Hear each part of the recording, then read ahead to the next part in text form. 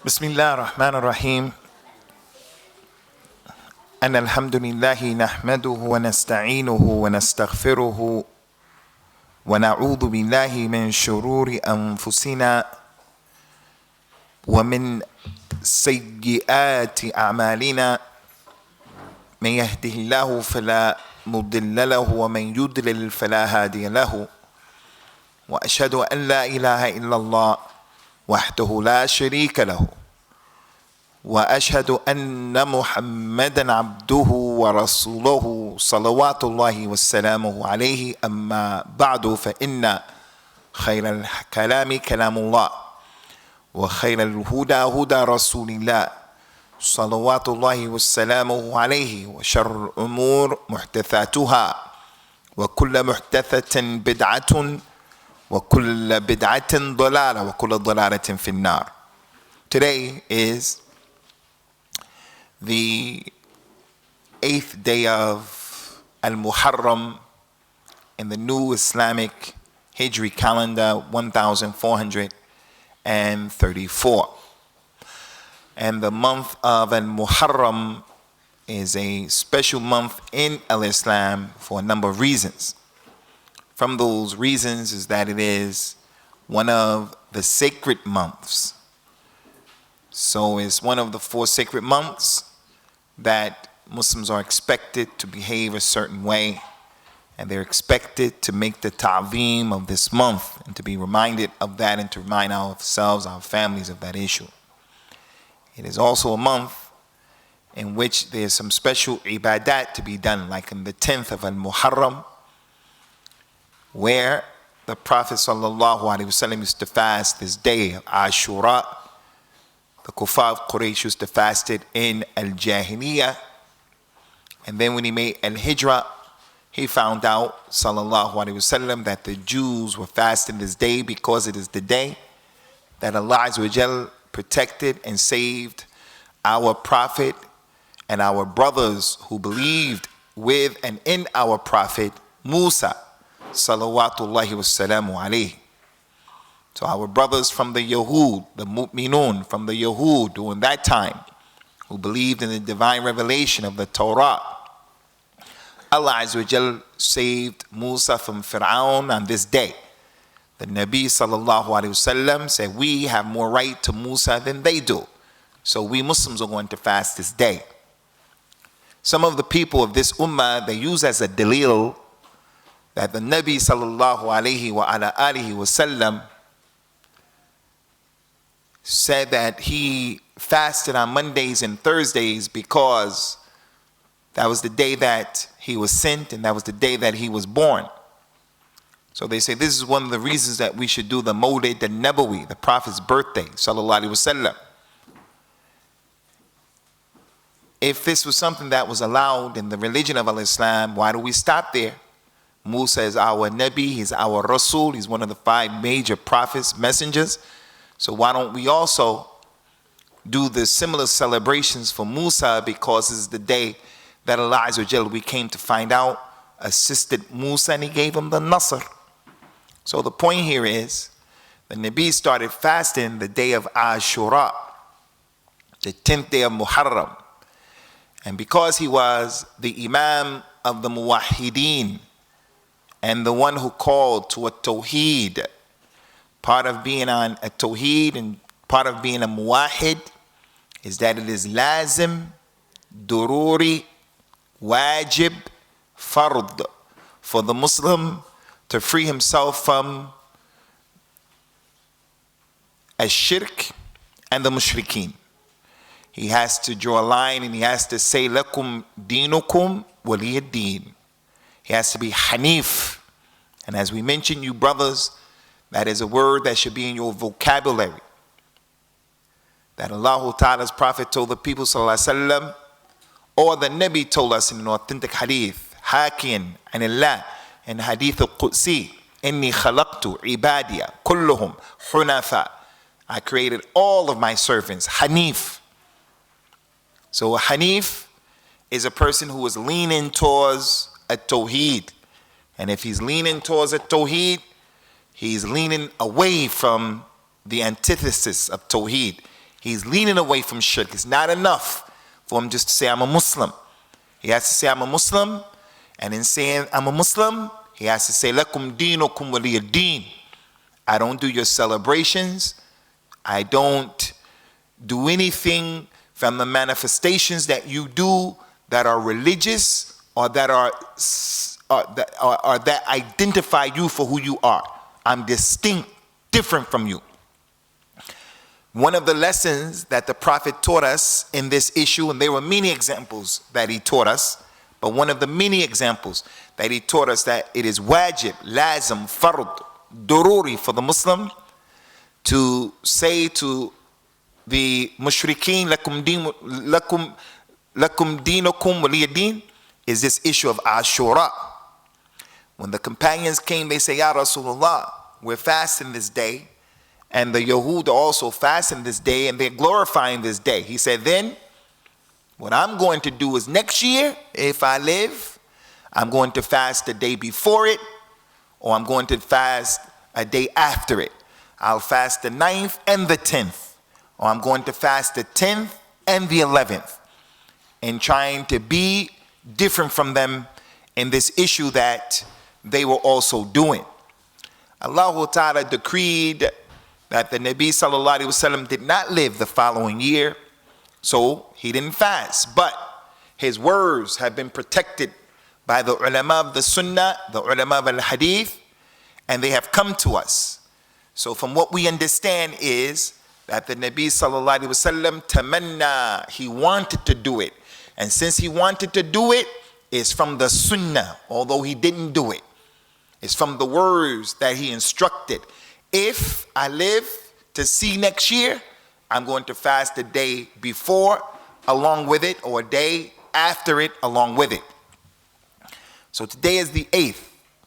Tomorrow, inshallah ta'ala, or Friday is going to be the 9th.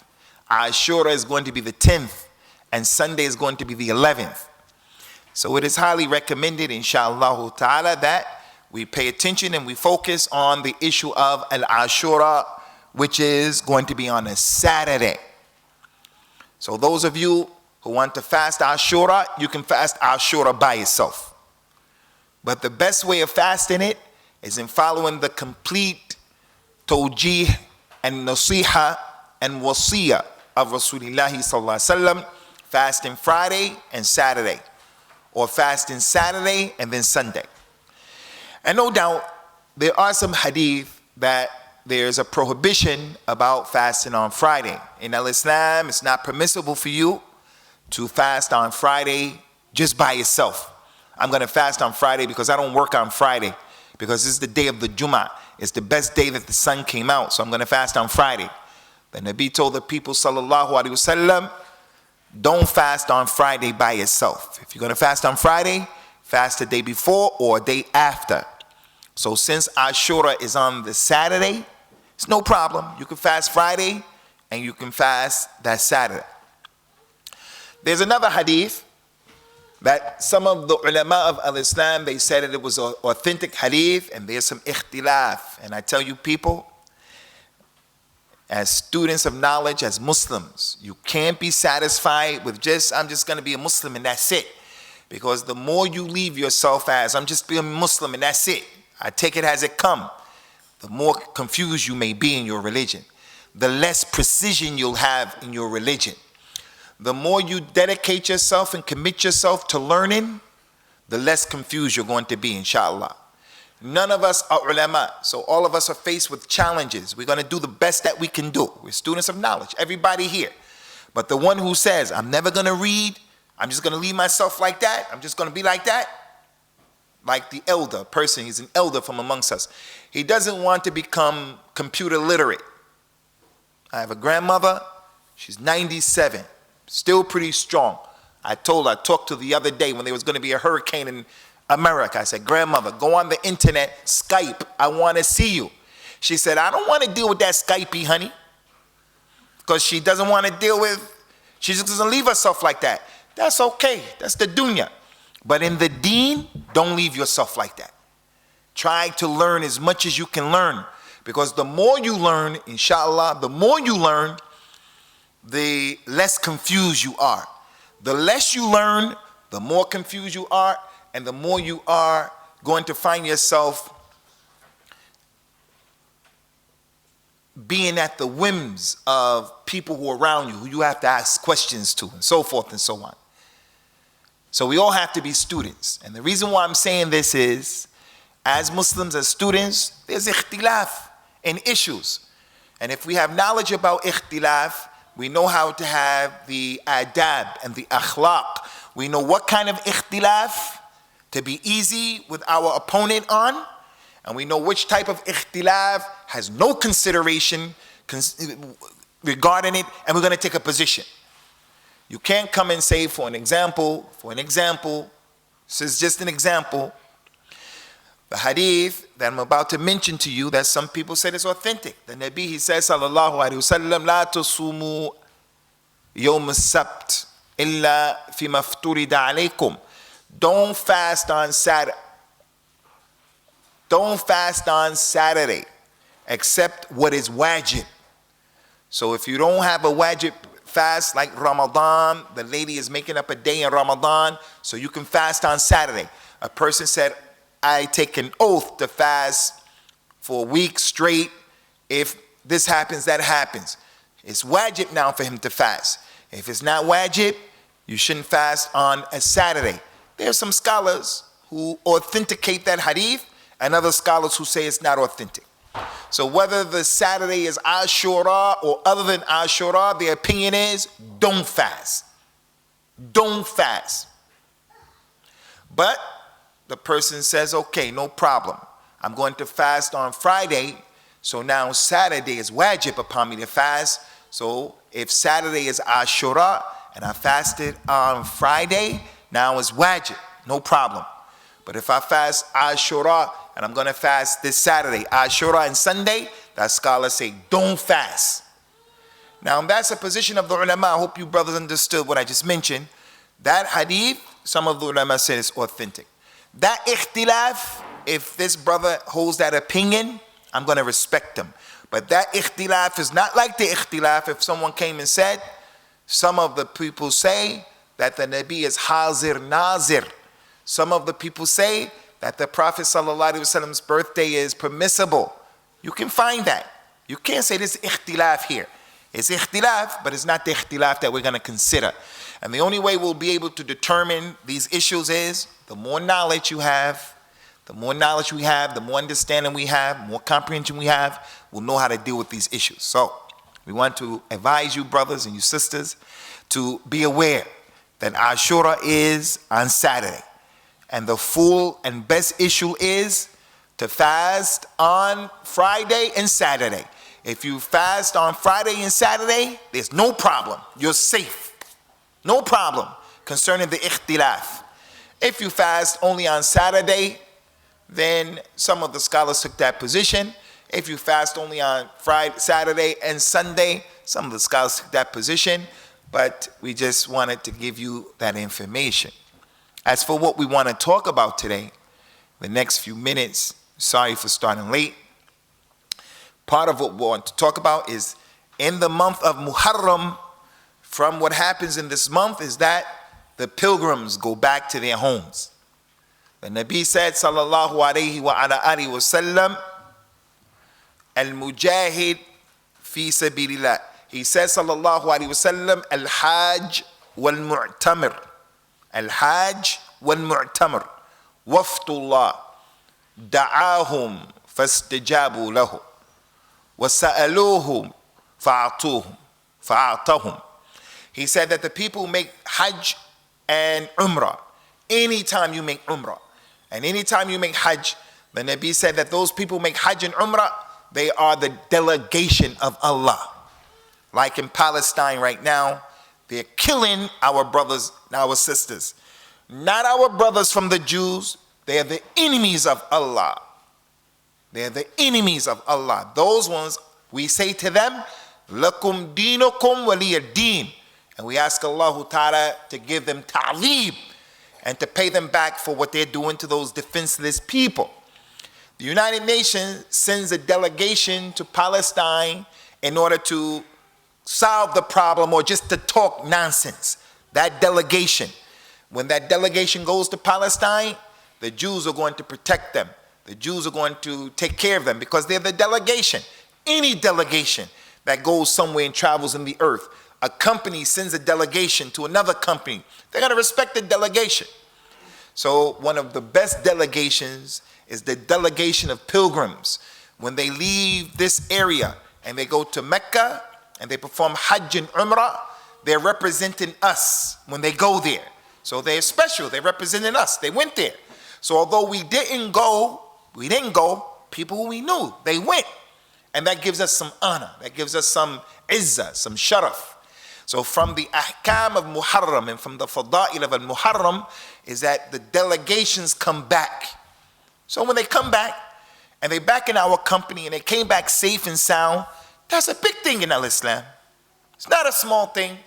So what do? We welcome them back. We give them food. We go and visit them. We call them. We ask Allah Azza wa Jal to accept from them their ibadat. We look at this thing, wallahi akhwani, 1,434 years after the hijrah, issues like this, Muslims don't even consider because we're so far away from the blueprint that the Nabi sallallahu alaihi wasallam and his companions used to be upon, what they established for us. Person goes for Hajj and comes back, and it's to many of the people, it's even lesser than just knocking the fly off of your shoulder. The Salaf, they used to make a big deal out of a person who went on a trip, any trip, to get knowledge, to visit people. They went on a trip and came back. It was a day of celebration. If the person went for Hajj, it was a big day. So from the fada'il of this month is that we in this masjid, in this place, in this church, in this room, may Allah help Old Bury Dawah Foundation, using this property of these people, we have a number of brothers who went for Hajj. Abu Ibrahim, Brother Umar, Imran Tariq, our brother Hassan Sri Lanka, he's not here. So we say to you brothers, taqabbal Allahu minna wa minkum. All of what you did over there, every step, every sabr, everything that you went through, big and small, may Allah Azza wa Jal put it in your mizan of hasanat. And wallahi, I have hasad, I have ghibta, I have jealousy, hasad, that I wasn't with you brothers. Because as you know, after going there, there's no trip like Hajj. There's no ibadah like Hajj. The Nabi sallallahu alaihi wasallam said, whoever makes the Hajj mabrur, raja'at kayom waladathu ummuhu. He comes back like the day his mother gave birth to him. Look at that hadith. He came back like the day his mother gave birth to him. Brand spanking new.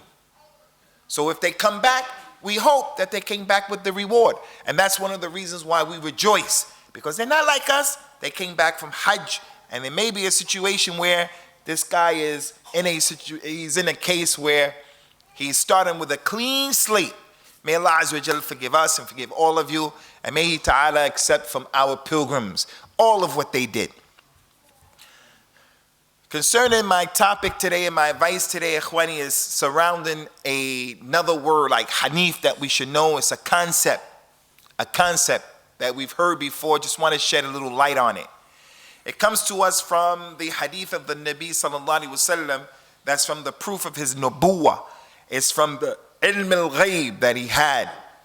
And the scholars of al-hadith who wrote books about dalail al-nabuwah, the proofs of his prophecy, like al-Imam Abu Bakr al-Bayhaqi, al-Imam al-Bayhaqi, the muhaddith, he had a book called Dalail al-Nabuwah, those things that prove he was a Nabi sallallahu alaihi wasallam. He said, افترقت اليهود على 71 فرقة وافترقت النصارى على 72 فرقة وستفترق أمتي على 73 فرقة كلها في النار إلا واحدة قيل وما الواحدة يا رسول الله قال صلى الله عليه وسلم الذي على مثل ما أنا عليه اليوم وأصحابي.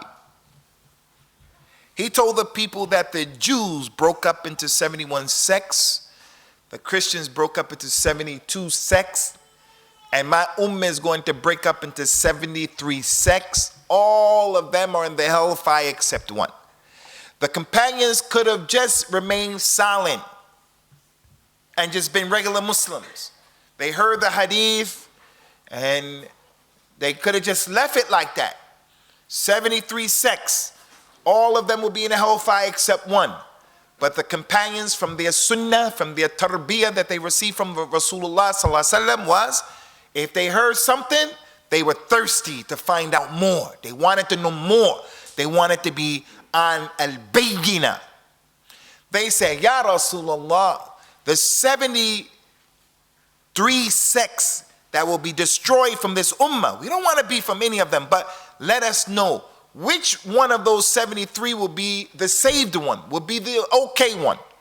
He said, the one that's doing what I'm doing today and my companions. The scholars, as a result of this hadith, they call that hadith the hadith of the firqat al-najiyah, al-firqat al-najiyah, which means the saved sect. We're going to come back to that inshallah, but I want to make a point, a very important point about characteristic of the believer. This hadith goes to show the evil of being divided. Being divided is evil.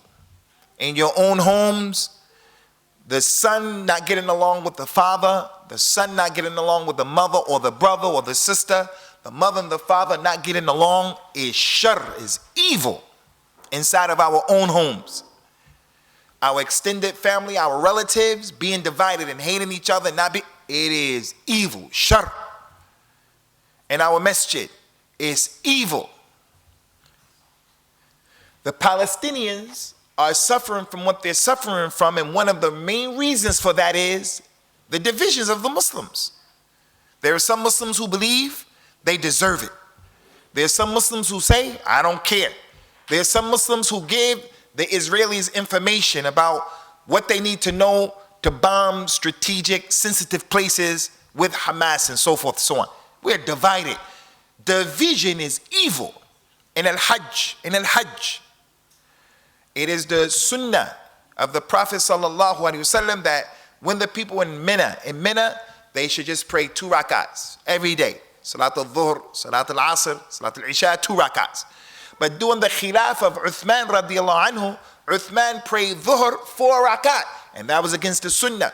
Some of the people went to Uthman and said, hey, you prayed 4. What's up? He didn't say anything. They went to the other companion, Abdullah ibn Mas'ud. Uthman prayed 4 and he should have prayed 2. Go and say something. Why didn't you say something? Go and do something.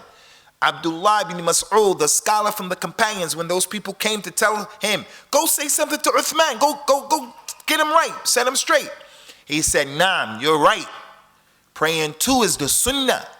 He didn't do the sunnah. Praying 2 is the sunnah. That's what Prophet Muhammad did, sallallahu alaihi wasallam. That's what Abu Bakr did. That's what Umar did. They prayed 2 in Mina. He said, but al-khilaf shar. This different. If I go and I argue with him, he argue with me. He said, this is evil, especially at a place like Hajj, especially at the funeral, especially at the walima for the nikah. Something happens at that place and you're giving dawah. Don't give dawah at that place and make the day of the funeral big fitna. Let it go. They come together to read the Quran, to read Yasin, to do some innovation. If you have the ability to change it without creating fitna, then do it. But if you're going to create fitna and you're going to argue and people are going to go crazy, leave it, especially at these sensitive times.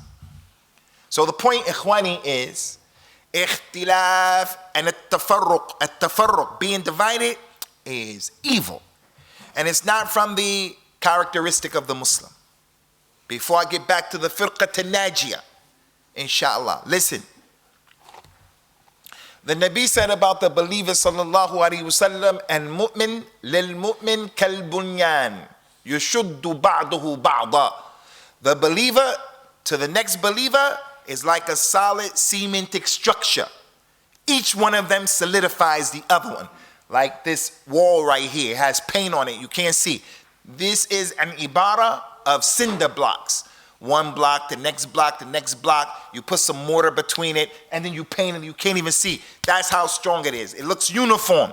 He said in his eloquence, sallallahu alaihi wasallam, the believers like that. How does the building stay up? How does the house stay up? How does the ummah stay up? They are together. You know the Nabi, he told the people, sallallahu alaihi wasallam, that the wolf, he goes after the sheep that's by itself. He goes after the sheep that's by himself. If a wolf wanted to come and get the sheep and we're all together, when the wolf comes, he will never, ever, ever come after us, the group, because he knows in our numbers is protection. Not we're going to put our backs together and fight the wolf. No. But when he comes after us, everybody's going to go in a different direction. He's going to be confused. And we'll get away as a result of that. Whereas the sheep that's by himself, there's the sheep that says, man, I really don't want to deal with them right now. I'm going to go over here. I'm going to have some free grass all by myself. And look, all of that grass is for me. The wolf is going to look at him and say, that's the one. And that's what the Nabi said, sallallahu alaihi wasallam. He said, "Shaitan abad min al-ithnain ma huwa min wahid." Shaitan is further away from two than he is from one. If you're left by yourself, your own devices, you get wiswas. You do things by yourself that you won't do if you had someone with you. If you had 3 people with you. If you had 4 people with you. 10 people with you. If you're part of the jama'ah. That hadith about the wolf and the sheep, it's the hadith of the Nabi telling us that's not from the characteristics of al-Islam. Now it is a fact, ikhwani, when we mix together, when we sit together in our community, we're going to see, we're going to hear, and we're going to smell from each other that what we don't like. You're going to see, you're going to hear, you're going to smell, you're going to experience what you don't like. Even that happened with the Prophet sallallahu alaihi wasallam. His companions came one day, they were poor, they all were wearing clothes with wool. It was wool. You wear those clothes for 7 days, 5 days. Sometimes that's all some of them had was one set of clothes. So with the sweat, with the heat, it starts to smell. They came and they sat. Rasulullah used to dislike bad odors. He didn't like bad breath. He didn't like bad smells from the feet. He didn't like onion smell. Anything that was nasty, he said he didn't like it. And he said that the malaika don't like it as well. إِنَّ الْمَلَائِكَةَ تَتَأَذَّى مِمَّا يَتَأَذَّى مِنْهُ بَنُو آدَمَ.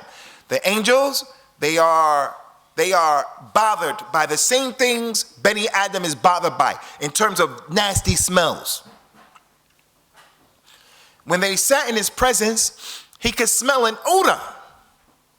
And then he told the people, it is wajib, haqqun ala kulli Muslim. It is the right that every Muslim, that every 7 days, he has to wash his whole body. A day in which he washes his body and his hair. Because some of them came from the desert and they weren't that hygienic at that time until al-Islam came and taught them. At-tuhur shatrul iman. Cleanliness is half of the deen. So the point here is, ikhwani, if you mix with people, you're going to hear, you're going to see, you're going to smell, you're going to experience what you don't like. Does that give you justification to cut off yourself from the jama'ah and go practice Islam by yourself and live as a loner? The Nabi says, sallallahu alaihi wasallam, al-mu'minu alladhi yukhalitu an-nas wa yasbiru ala adahum khayrun min al-mu'min alladhi la yukhalitu an-nas wa la yasbiru ala adahum. The believer who mixes with the people and he's patient with what he is annoyed with from them is better than the one who doesn't mix with them and he's not patient.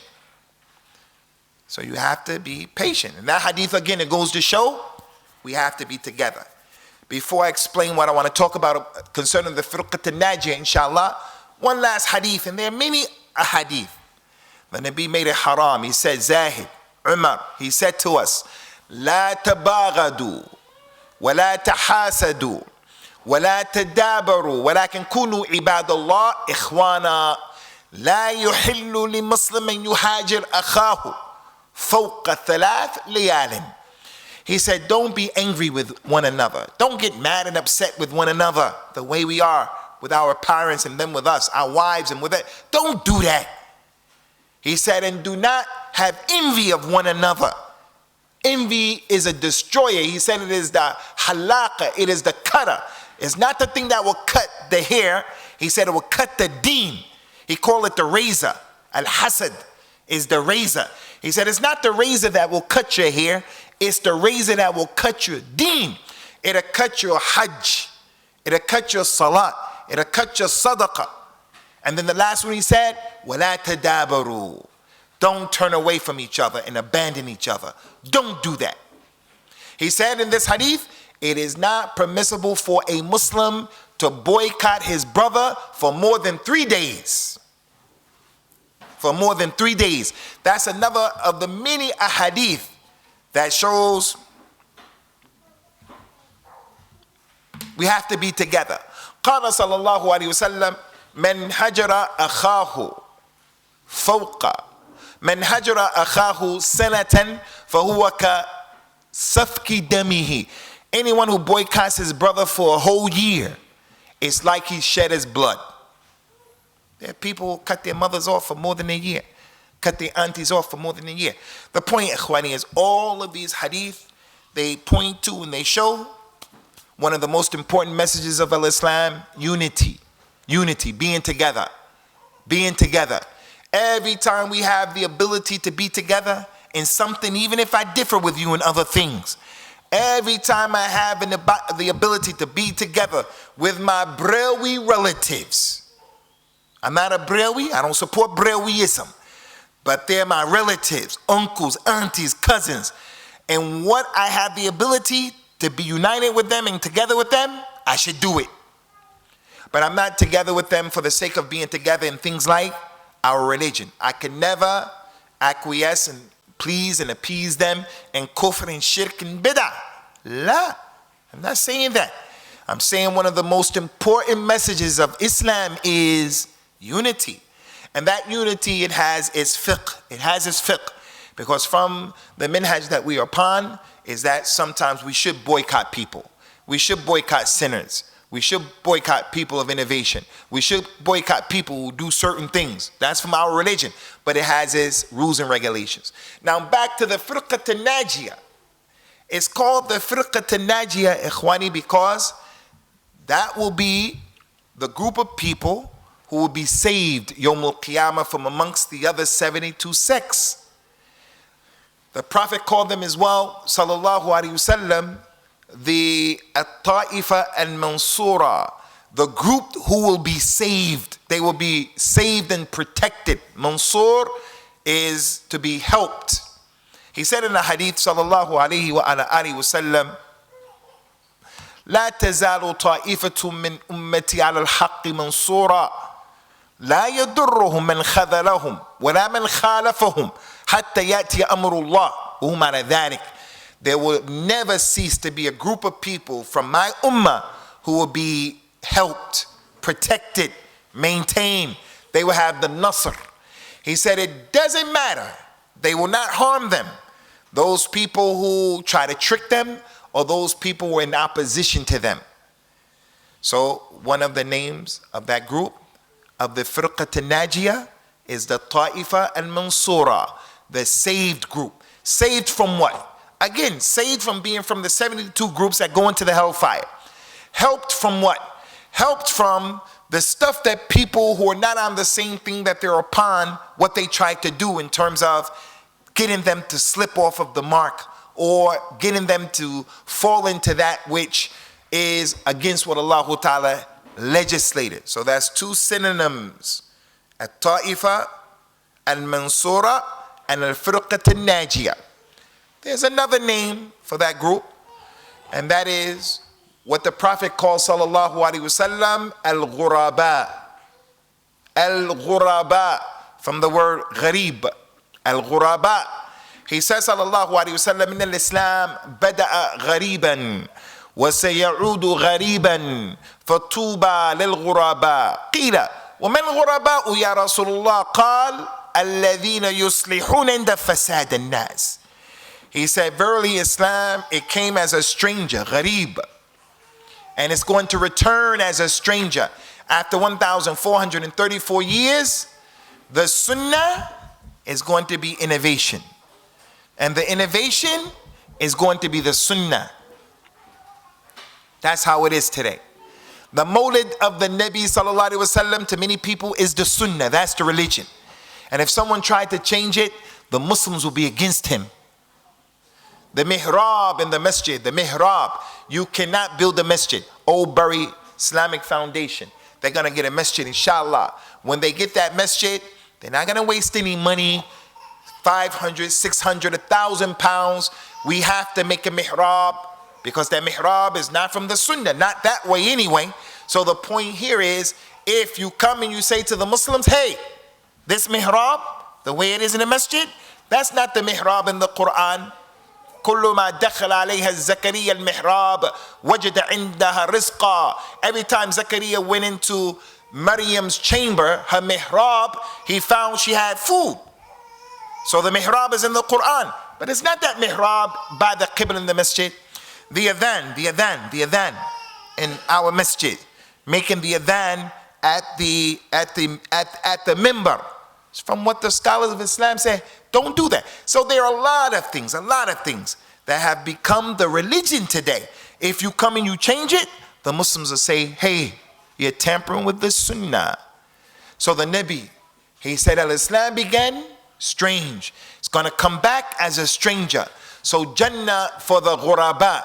The companions, again, being a group of people, they want to know, Ya Rasulullah, who are the ghuraba? Who are they? They could have just remained quiet and just heard that hadith. Islam begins strange, and Islam is going to come back strange. So Jannah for the strangers. They could have just left it.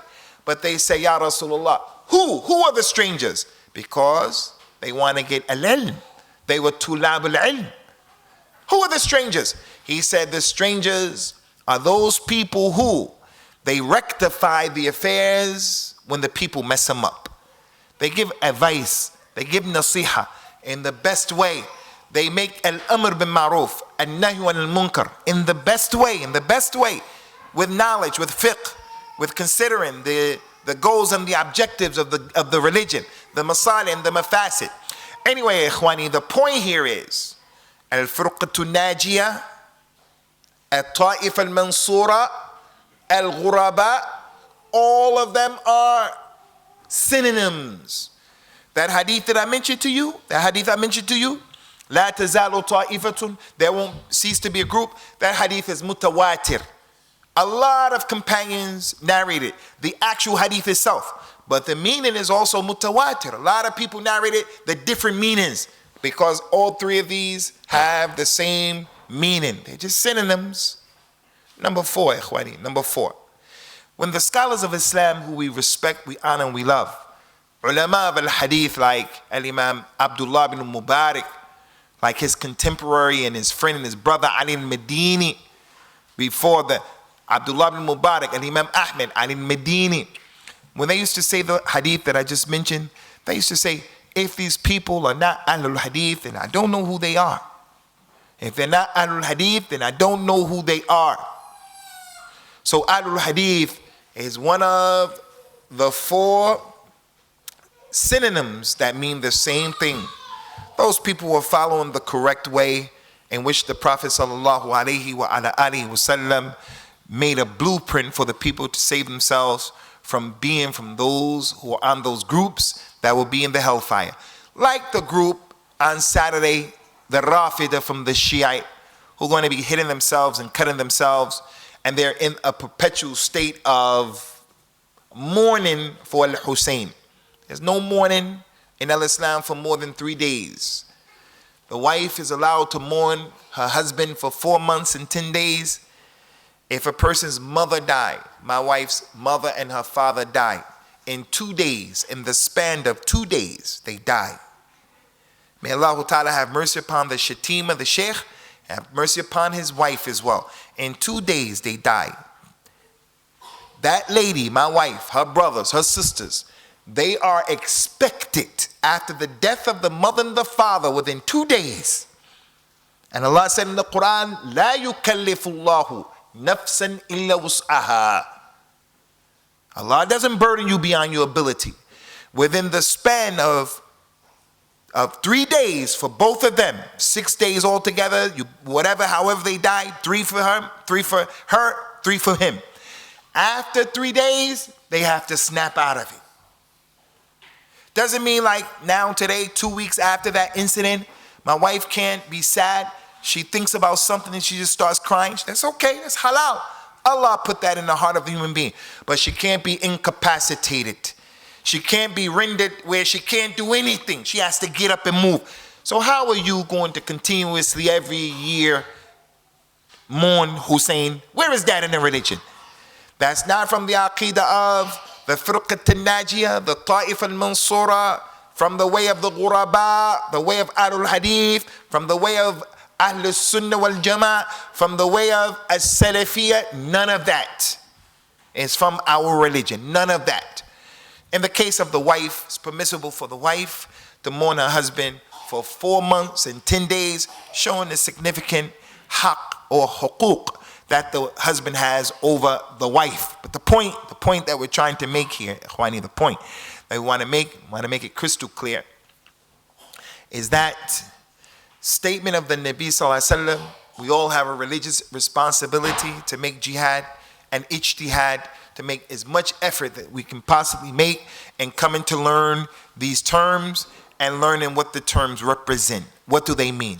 So we wanted to bring that to your attention today, and we hope that you guys will today have some questions about these issues that we just mentioned.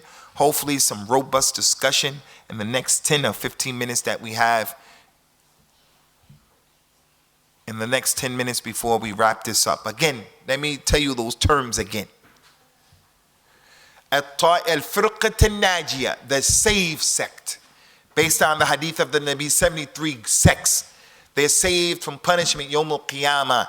They saved from going astray in the dunya because they have usul and thawabit. They're established. The other one is At-Ta'ifa al-Mansura, the group that will be helped. They will be protected. They will be maintained by Allah Azza wa Jal. The Ghuraba, the strangers. The strangers. Because look, they're strange in that if you look at the other 72 sects, they have subdivisions. And there are a lot of people from those 72 sects and their subdivisions. This sect, they're all by themselves. They don't have any subdivisions. They're supposed to just be on one thing and that's it. So they're ghuraba, they're few in number. They're the minority. So nobody is going to hurt them. No, they won't be hurt. They won't be harmed from those people who go against them, those people who make promises, break their promises, those people call them names, so forth and so on. And also they are Ahlul Hadith. And who are Ahlul Hadith?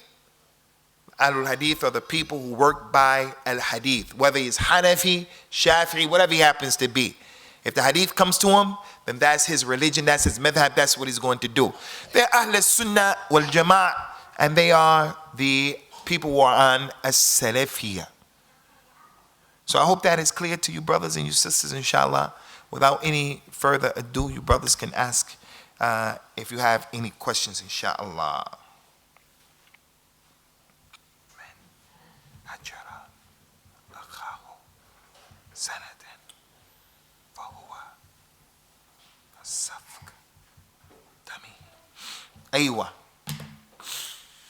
أيوة تفضل.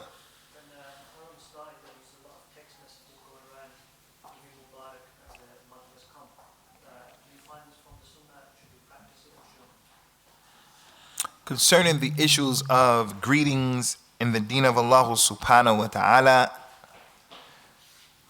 greetings have been explained to us. Assalamu alaikum wa rahmatullahi wa barakatuhu wa alaykum assalam wa rahmatullahi wa barakatuhu maghfiratuhu. The Prophet told us sallallahu alayhi wa sallam, if you see students of knowledge learning, then say to them, marhaban bi tulab al-ilm, welcome students of knowledge. He sallallahu alayhi wa sallam on the day of the Eid used to tell the people, taqabbal Allahu minna wa minkum. After they completed fasting, after they completed the performance of the pilgrimage, you say things like that. And then we have the general greetings we can give to people. Good morning and things like that. Good morning. How are you? Kayf al-hal. These things that are from the urf, no problem from the culture. As for Happy New Year's, Happy New Islamic Year, these like this is something that we didn't find the Prophet ﷺ telling the people to do.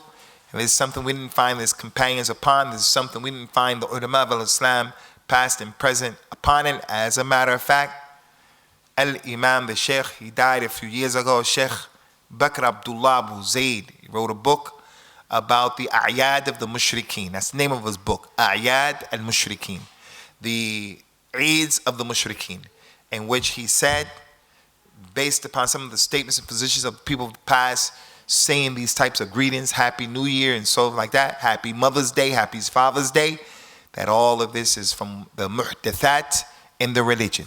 And every muhdatha leads to the hellfire. It is dalala, and it should be avoided altogether.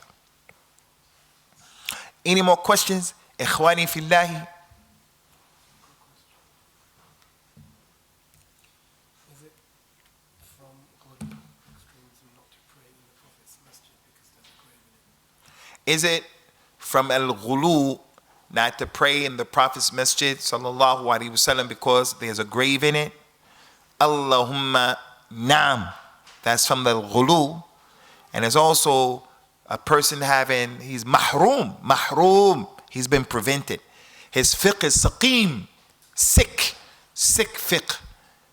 I don't say he's a sick person, sick fiqh. He has to get well.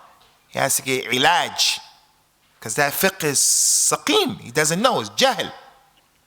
And that's because, ikhwati fillah, the Prophet's masjid sallallahu alaihi wasallam, during the time of the companions, it didn't have his grave inside of it. And the reason why he's buried inside of his masjid is because all of the prophets, wherever they die, that's where they are buried. He died in the hujr of our mother, the hijr of our mother, Aisha. So he was buried in her house. And if you can imagine, this is the masjid, sallallahu alaihi wasallam, a square, for an example. He said, "Ma baina mimbari wa baiti rawdatum min riyad al-jannah." Okay? This is the masjid of the Nabi. His homes were over here. The hujurat, the apartments of his wives were over here. There's a surah in the Quran, al-hujurat. Aisha's house, Sophia's house, so-and-so's house. And here was his mimbar. He said, between my homes and the mimbar, this area, it is a garden from the gardens of Al-Jannah. So we understand from that hadith, and this is the point, his homes were out here. When he died, he told the people, close all of the doors of the masjid. So other people had doors connected to the masjid. He said, close all of the doors right before he died, except the door of one person. Whose door did he say leave open? Abu Bakr as-Siddiq. That was an ishara. Everybody close your door. Don't come into the masjid directly from your homes, no more. Close that door and make another door, or use the door that you enter into your house from out there. No one who's connected to this masjid, his house, come into this masjid anymore through the door of your house. Except Abu Bakr, because he has to have easy access to the masjid. He's going to be the imam. He's going to be the khatib. He's going to lead the people to salat. So it was an ishara that the companions understood. The hadith shows they were on the circumference and the outside of the masjid. And then the Prophet died, sallallahu alaihi wasallam. The masjid was like that. During the time of Abu Bakr, it stayed like that. During the time of Umar started to stretch the masjid out to accommodate the Muslims in the 10, 11 years of his khilafah. This is the minbar. Umar started stretching the masjid out this way. Uthman came. Uthman stretched the masjid out that way, opposite from the hujurat, out that way. And we have a lot of rulings where they used to come to the ulama from the companions. They used to say, I prayed outside of what was stretched out. Does my salat count? They used to say, if this masjid stretches all the way to San'an in Yemen, it counts even if you're outside of the masjid, as long as the rows are connected. Then after that, ikhwani, when the Umayyun came, the Umayyun, one of them, I don't remember who it was, It could be Marwan. It can be Abdul Malik. I don't remember. It was either this one or that one. One of those two. They stretched the masjid out and they went beyond the hujurat and it made the grave inside of the masjid. But Allah said in the Quran, وَمَا كَانَ رَبُّكَ نَسِيًّا. Your Lord was not forgetful. He knew that was going to happen. Allah Ta'ala knew that. وَاللَّهُ أَعْلَمُ حَيْثُ يَجْعَلُ رِسَالَةً. Allah knows where He's going to put His religion and what's going to happen with His religion. So the scholars, when that happened, none of the ulamas of the Sunnah, during the time of Abu Hanifa, Al-Imam Al-Shafi, Al-Imam Malik, Al-Imam Ahmed, Al-Imam Abu Hanifa, all of them lived during a time when this was done. None of them said you can't pray inside of the masjid. That's praying inside of a grave. That's what happened, and it doesn't make it permissible to put graves in the masjid. Somebody did that, and now that they did that, we can't say close the masjid because it has a grave in it.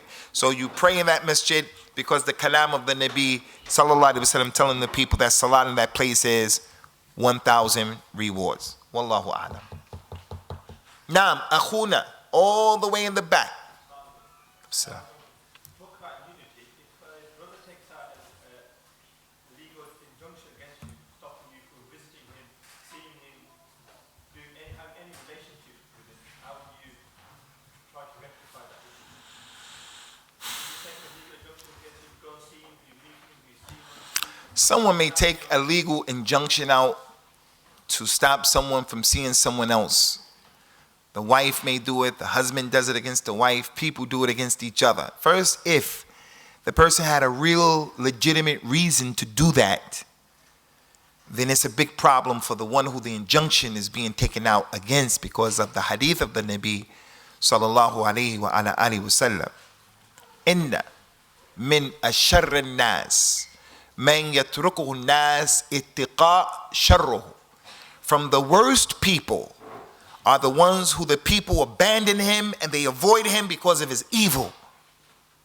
So some people just avoid him. They don't answer his calls. They don't invite him. They don't visit him because of his evil. He's a bad person. The Nabi said that's from the worst people. So if the person took an injunction out because of that and he had no other alternative, then that's within the realm of the deen. But generally speaking, it shouldn't get to that point. It shouldn't get to that point. If someone takes an injunction out, let it be because it had to be done. Some people don't understand any language other than getting hit, other than getting put in prison, other than the police being involved. Some people, that's the only language they understand. If you try to sit and talk to them, they don't understand it. They don't respect kalam. So you have to bring the authority in to get your goal and your objective seen.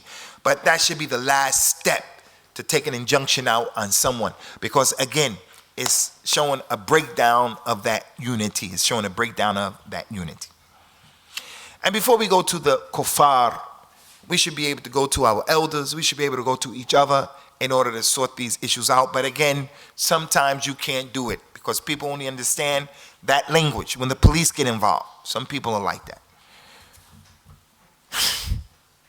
Going to the police. Allah. Any more questions? Okay then, Ikhwani, we're going to stop here, inshallah. We're going to hand the microphone over to our brother, the pilgrim. Aju. We've got some more questions. Okay. Have you come across a hadith which to the effect means most of the people in the grave are due to the effect of the evil eye? Did I come across a hadith that the most of the people in the grave are in the grave because of the evil eye?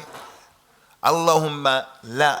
I never heard that hadith before, but I did hear a hadith that says the thing that causes the camel to end up in the pot more than anything else is the evil eye. If someone sees a nice camel, he says, wow, that camel, look how nice that camel is, and he gives it the evil eye. So the camel breaks its leg, something happens, you have to slaughter it. Now it could imply as well that hadith, if someone has a car and you give them the evil eye with the car, he gets in an accident and kills people.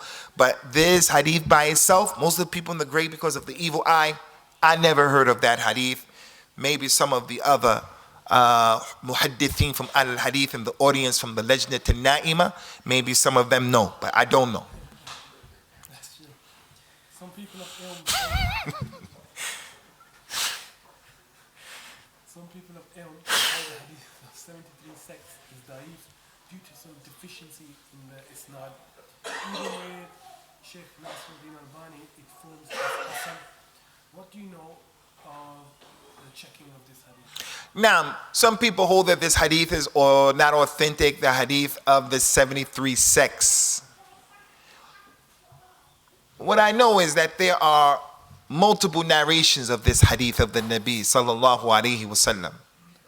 And some of them have some wordings in them that make them clearly da'if. Some words like, who is that group that's going to be saved? And he said, it's the Sawad al-A'zam, the majority of the people. That hadith is not authentic because of some presence of people in the chain of narration. So some of them are like that, no doubt about that. But the hadith itself, from what I know, is an authentic hadith. And from the people who I saw who made it as goal and his objective to take away this ishkal, he wanted to prove that the hadith was authentic, was the student of Sheikh Nasir, my Sheikh Abu Usamah Salim al-Hilali, Rahimu Hafidhullah, in a book that he called Marwiyat as-Salaf. Marwiyat as-Salaf, the narrations of the Salaf paying attention to these issues. And he did a lot of precise work on all of those ahadith. So it is a hadith that is authentic. And Allah is a'la and a'lam. Last question, inshallah. What is better, Mecca or Medina? I assume you're going to say Mecca. If so, why did Allah call Rasulullah sallallahu alaihi wasallam to die in Medina? Is there anything from the ulama or commentary on this? What is better, Mecca or Medina? And the person assumes that I'm going to say Mecca.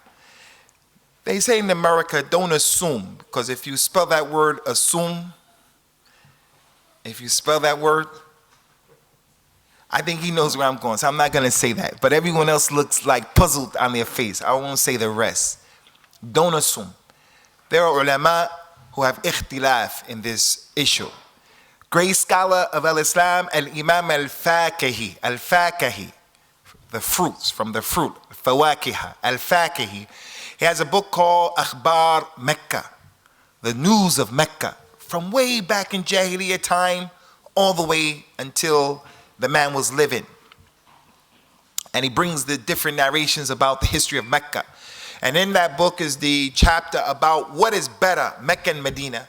And other books have mentioned this ikhtilaf. And both sides, it's the ikhtilaf that is considered. This man is saying Mecca, and this man is saying Al-Medina. There are dalil that would suggest Mecca is better, and there's dalil that suggests that Medina is better. From the dalil that says that Medina is better, is that the Nabi sallallahu alaihi wasallam, after conquering Mecca, he went back to Medina, and he lived in Medina, and he died in Al-Medina, sallallahu alaihi wa ala alihi wasallam. So that's from the strongest dalil, no doubt about that. And there are other adillah that show that Medina can possibly be better than Mecca. He says, sallallahu alaihi wasallam, in the end of time, one of the signs of the hour, people will be running away from Al-Medina and going to different places. And he says, sallallahu alaihi wasallam, generally for the ummah, وَالْمَدِينَةُ خَيْرٌ لَهُمْ لَوْ كَانُوا يَعْلَمُونَ. Medina is better for my ummah, for the people, if they only knew. Don't leave Medina. And he didn't even say Mecca is better if they only knew. He said Al-Medina is better if they only knew. But the other side also have some strong dalil. And that is Mecca, 100,000 in the salat and so forth, so on. So it's one of those issues that you take your position and you do what you think is best. And I think that Mecca is better. You're right in your assumption. Wallahu a'lam. Okay, إخواني هذا وصلى الله وسلم على نبينا وعلى آله وأصحابه أجمعين. السلام عليكم.